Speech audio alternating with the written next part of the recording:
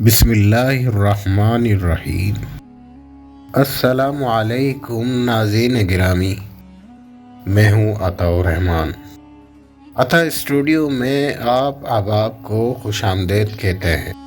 آج کی اس ویڈیو میں حضرت امام مہدی علیہ رضوان کے بارے میں بات کی جائے گی۔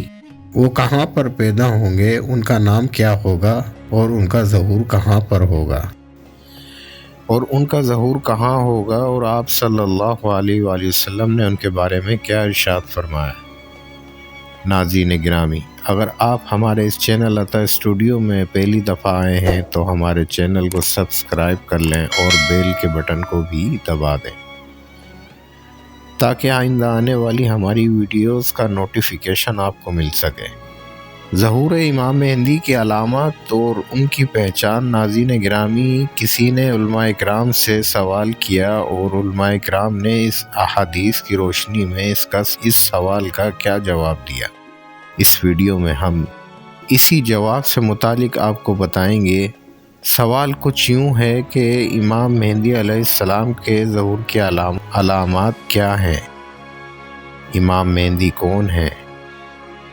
ان کا اصل نام کیا ہوگا؟ اور امام مہدی کہاں پیدا ہوں گے اور ان کا کہاں ظہور ہوگا؟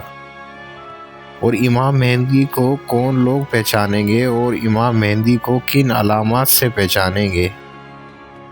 علماء کرام نے کیا جواب دیا، سماعت فرمائیں۔ ناظرین گرامی، اس سے قبل آپ کو ہم یہ بات بھی بتا دیتے ہیں کہ اہل سنت والجماعت اور اہل تشیع میں امام مہدی کے حوالے سے کیا فرق ہے۔ پہلے اس پر بات کرتے ہیں۔ اہل تشیع کے نزدیک امام مہدی 1200 سال قبل پیدا ہو چکے ہیں اور وہ کسی غار میں پوشیدہ ہیں۔ جب اللہ پاک کا حکم ہوگا تو وہ ظاہر ہو جائیں گے۔ اور اہل سنت والجماعت کا عقیدہ ہے کہ امام مہدی مدینہ میں پیدا ہوں گے۔ قیامت سے پہلے امام مہدی علیہ رضوان کا ظہور ہوگا۔ امام مہدی کے ظہور سے متعلق کتب احادیث میں متعدد روایات وارد ہوئی ہیں۔ حضرت عبداللہ بن مسعود رضی اللہ تعالی عنہ سے مروی ہے کہ فرماتے ہیں کہ نبی اکرم صلی اللہ علیہ وآلہ وسلم نے ارشاد فرمایا کہ دنیا اس وقت تک ختم نہیں ہوگی جب تک میرے اہل بیت میں سے ایک شخص عرب کا بادشاہ نہ بن جائے جس کا نام میرے نام پر ہوگا اور اس کے والد کا نام میرے والد کے نام پر ہوگا، یعنی اس کا نام محمد بن عبداللہ ہوگا اور وہ حضرت فاطمہ الزہرا رضی اللہ تعالی عنہا کی نسل سے ہوگا۔ امام مہدی علیہ رضوان کے ظہور سے قبل ہر طرف ظلم و ستم چھایا ہوگا، زلزلوں کی کثرت ہوگی اور ملک عرب و شام میں ایک شخص پیدا ہوگا جس کا تذکرہ کتابوں میں سفیانی کے نام سے موجود ہے، جو سادات کو قتل کرے گا۔ شام اور عرب پر اس کی حکومت قائم ہوگی۔ اسی دوران شاہ روم کی عیسائیوں کی ایک جماعت سے جنگ اور دوسرے فرقے سے صلح ہوگی۔ شاہ روم ملک شام میں پہنچ جائے گا اور عیسائیوں کے دوسرے فریق کی اعانت سے اسلامی فوج ایک خون ریز جنگ کے بعد فریق مخالف پر فتح پائے گی۔ دشمن کی شکست کے بعد فوج میں خانہ جنگی شروع ہو جائے گی۔ عیسائی ملک کے شام پر قبضہ کر لیں گے اور آپس میں ان دونوں عیسائی قوموں کی صلح ہو جائے گی۔ باقی مسلمان مدینہ منورہ چلے جائیں گے۔ اس وقت مسلمان اس فکر میں ہوں گے کہ امام مہدی کو تلاش کرنا چاہیے تاکہ ان کے ذریعے سے یہ مصیبتیں دور ہو جائیں اور دشمن کے پنجے سے نجات ملے۔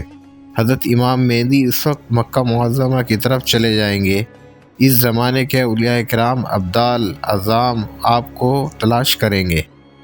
حضرت مہدی علیہ رضوان رکن یمانی اور مقام ابراہیم کے درمیان خانہ کعبہ کا طواف کرتے ہوں گے کہ ابدالوں کی ایک جماعت آپ کو پہچان لے گی، آپ کے نہ چاہتے ہوئے بھی آپ کے ہاتھ پر بیعت کر لے گی۔